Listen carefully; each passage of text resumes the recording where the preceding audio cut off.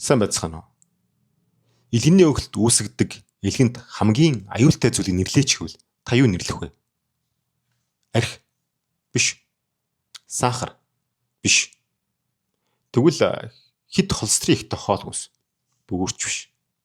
Энэ дурдах зүйл маань 18 сарын турш өөх идэд хадгалагдаж илгэнд очиод архины ямар нэгэн нөлөөгүйгээр илгэний өгөлтийг үүсгэж чадна. Бидний мэдэх майонез бүх төрлийн салаад амтлагч соусонд агуулдаг. Ихэнх ресторан, цайны газрууд үүнийг ашиглаж хоол хүнсээ шарж хуурч бэлтгэдэг.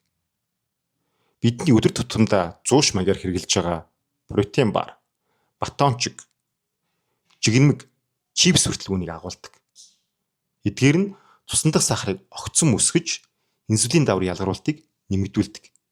Ингэснээр инсулины эсрхүүцэл үүсэж эцэстээ илэг өглөх аюулд хүргэнэ.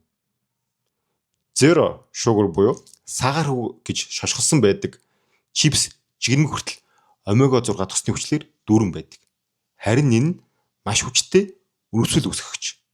За тэгвэл яг юу илхэн тийм их аюул авчирч байгаа?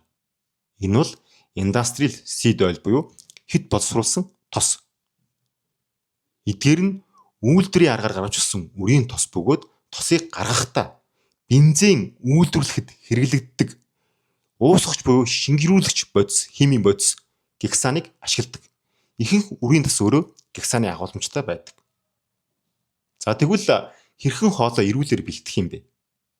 Бидний үзэн ядаад байдаг малын өөх, мартагдах шахсан өөхөн тос, шар тос, цэцгийн тос зэргийг ашиглаж болно.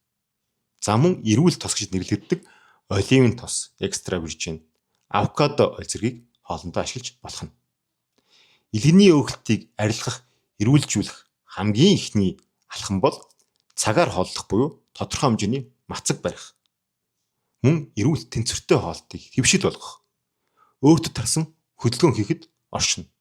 Өөр ямар ч нууц байхгүй. За та тэгэхээр яг одоо юу хийх гэж байна?